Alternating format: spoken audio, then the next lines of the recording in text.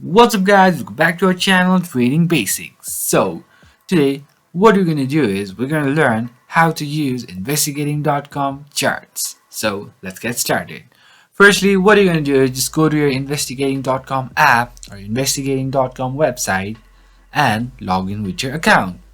Then you'll be redirected to this platform, which is your investigating.com home screen. Now, as you want to use it for the charts, you can go to chart from here, or you can have your chart of your own company or let's say own stock that you want to see. So let me just go with the Tesla for this one, and then just scroll a bit down, and there you'll be having the option chart, which will have two options: streaming chart and interactive chart. So let's go with the streaming chart.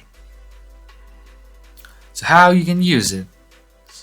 So over here you'll be having the streaming chart of the Tesla, where you can see everything over here like this. You can even customize this chart, or let's say add some let's say indicators like this. You can go over here in the indicators, you can add any one of them or any one. Let's say let me add this correlation coefficient, and let me just add one more, which will be Bollinger Bands.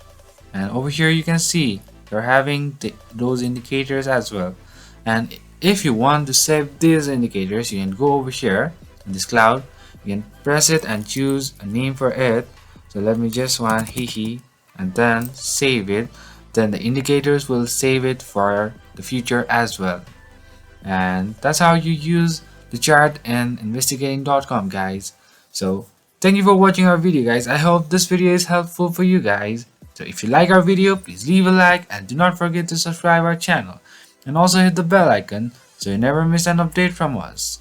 And also comment for more news and more contents like this. I'll see you guys again in our next video. Till then, stay safe guys. Thank you for watching.